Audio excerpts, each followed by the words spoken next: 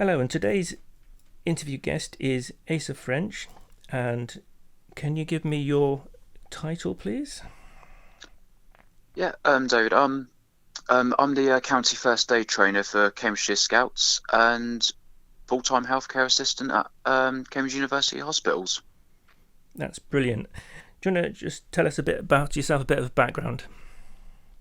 Yeah, so obviously, as I've said, I'm the county first aid trainer for Cambridgeshire Scouts. So I've been involved with scouting for many years now as a young person, and obviously still stayed in scouting as an adult leader.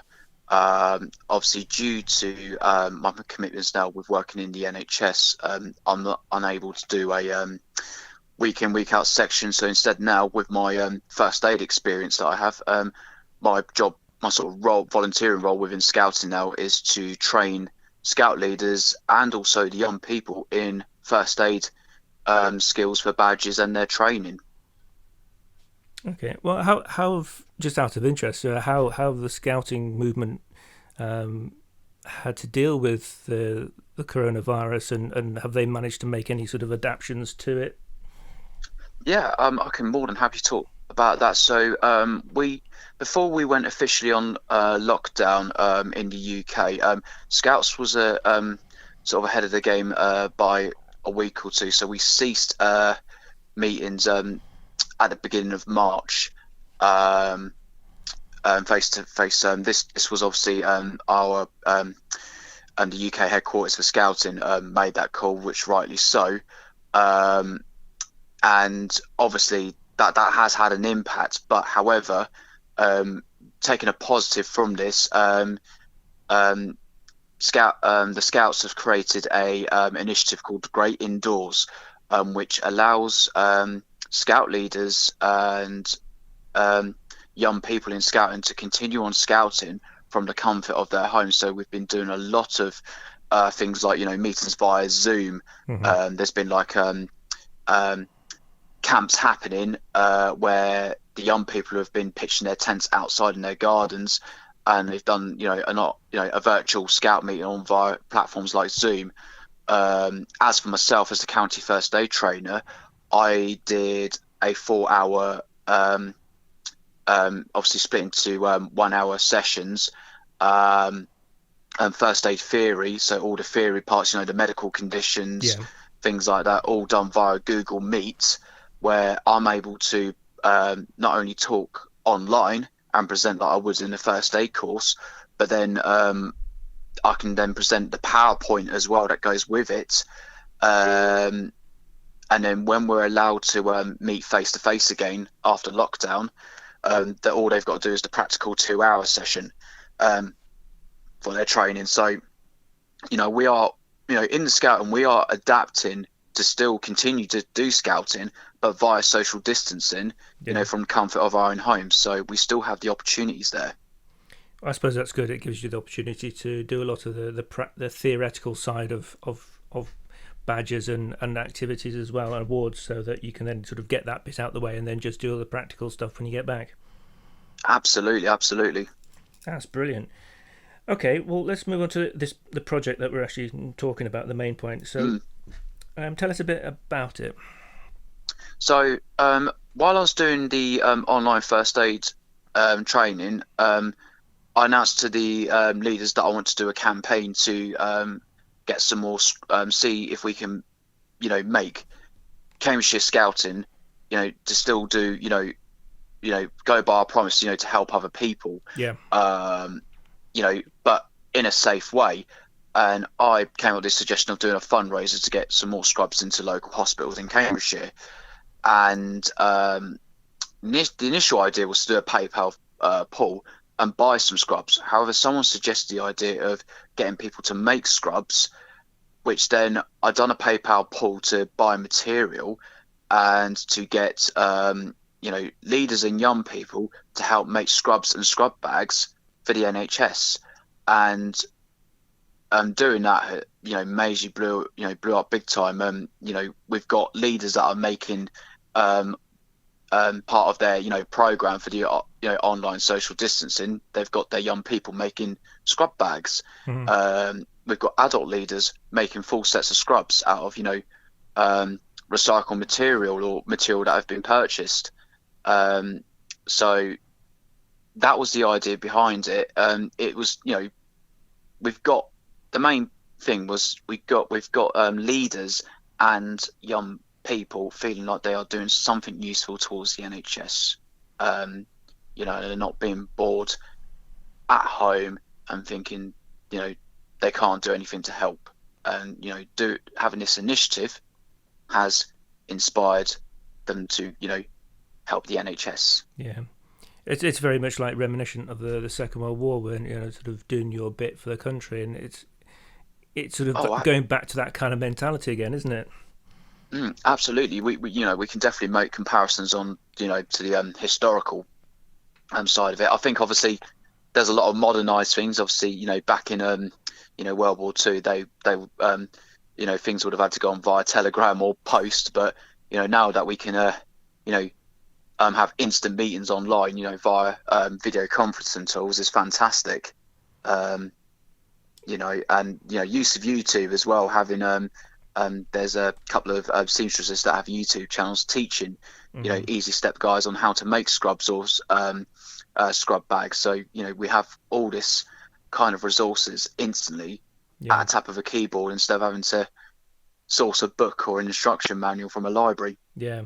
I mean, yes, thinking back, even back to the early 90s, or at least 20 years ago, how we would have coped with this kind of thing 20 years ago. It's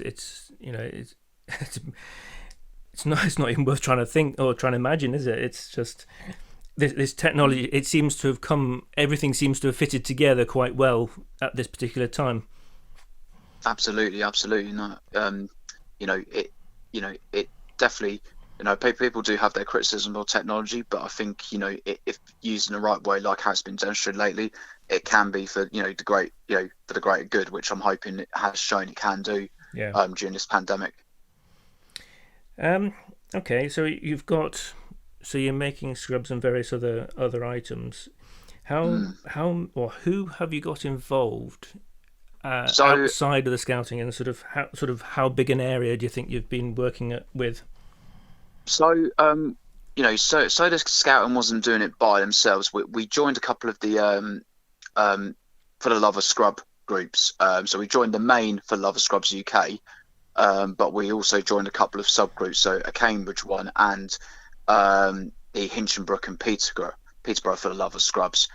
And so we us as scouts have kind of joined forces with other big groups of people. So I'll give you, for example, for the number of people on the Hinchinbrook For Love of Scrubs. I think they're almost at 1,000 members. Wow. In the Cambridge one is a little bit smaller because they're quite a newer group. Yeah. They're in the 700s of lot, members. Though. Yeah, still. Which bear in mind as well, there probably is a bit of a crossover, because I know people like myself are members of both groups, and there's probably other members that are joint members as well, because they live both in between the areas. So, that you might knock off a few, 20 to 40 people being a member of both groups. So, but it's definitely well over 1,000 just for those two groups, which is incredible. It is, yes. So 1,000 sewing machines, just imagine that. Well, one's bad enough. Yes, but yeah, it's just an amazing thought that so many people come together to help. And I know we've put quite a few bags out for collection, with various scrubs and bits of equipment, masks and things. So it's just amazing to think how many. I mean, just off the top of your head, do you have any idea how many items has been produced so far? I would say, so I know for Hinchinbrook and Peterborough, I know they've had over 1,000 scrub donations from For the Love of Scrubs, and it's still counting at the moment. Yeah. At the moment, the For Love of Scrubs Hinchinbrook have fulfilled their orders with North West Anglia Foundation Trust, which looks after Hinchinbrook Hospital in Peterborough. Now they're looking at smaller projects now. For example, I know they got a set of scrubs to East Anglia Children's Hospice in Milton. so they are starting to look at the smaller groups as well, because there are places like care homes, community nurses that are requiring scrubs because they're potentially having to go into a house where there's possibly someone COVID positive. Yeah. Just talking about the scrubs themselves, I can imagine there are quite an eclectic style.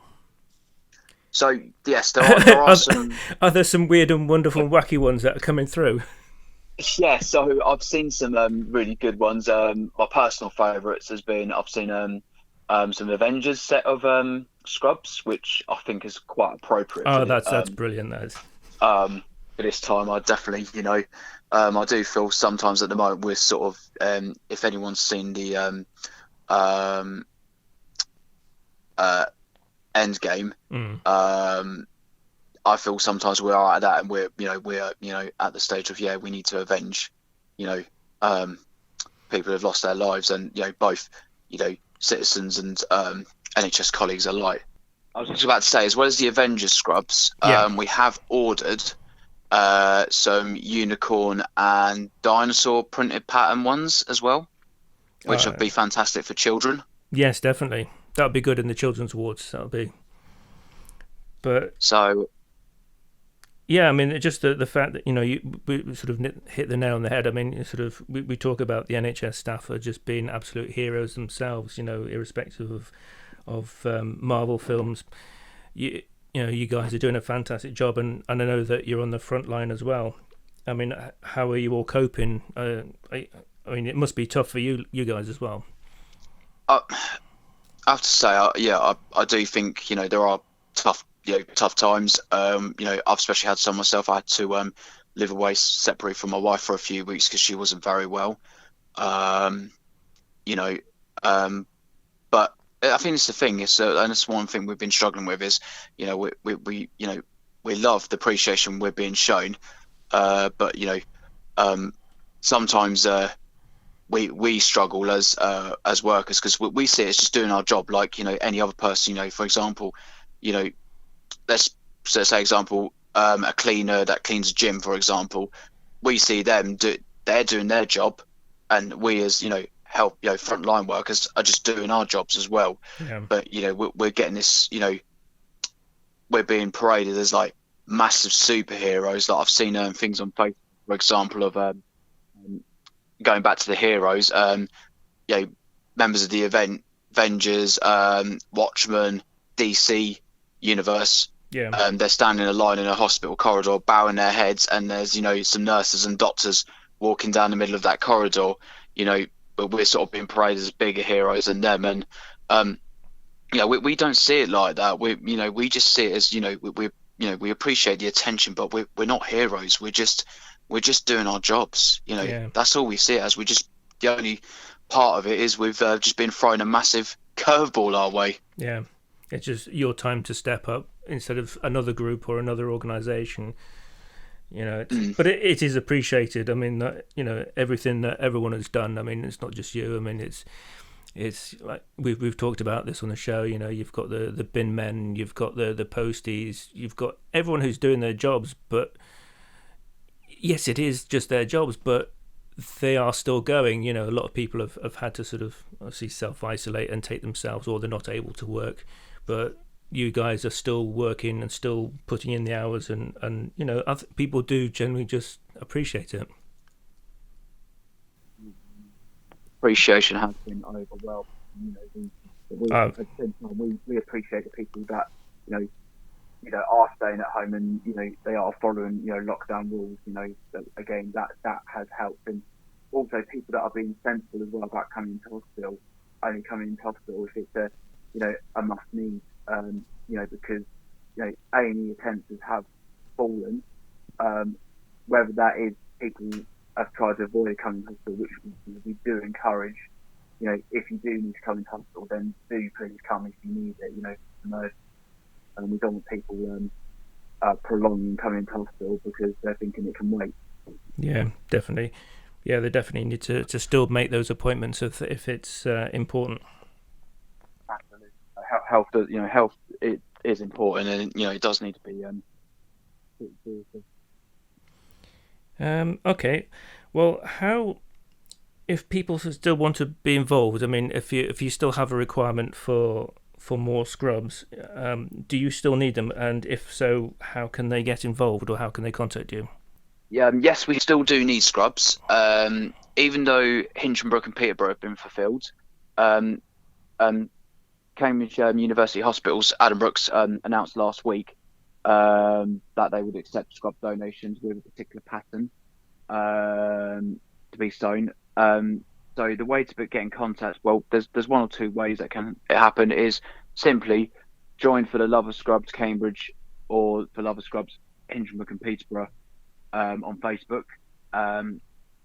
We can make the links available to do that. I can also give my email address made available if people would rather email me to contact, and I can point people in the right direction. It's not too late to join.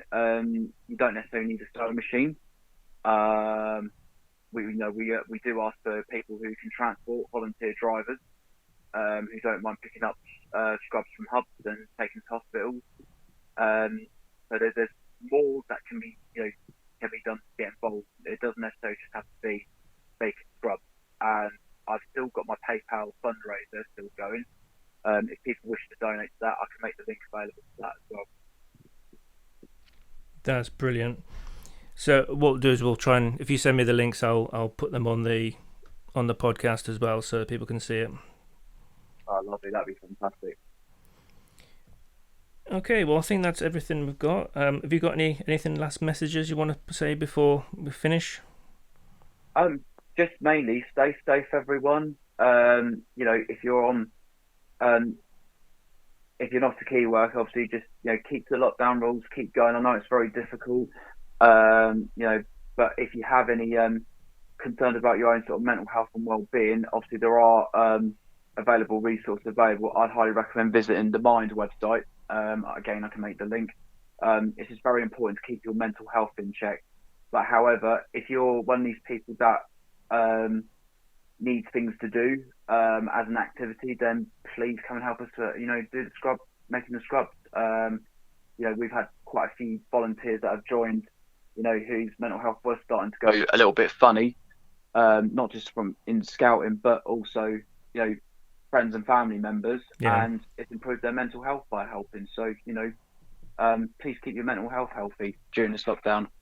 Yeah. And any key workers that are listening, then keep up the good work, guys. We're all in it together, but stay safe is the main message. Yeah, that's brilliant. Right, well, thank you very much, Asa French. Thank you for your time, and we're all behind you anyway. So just keep going, and we will get there. Thank you very much for having me on this podcast, David. Thank you very much. Cheers. Bye-bye.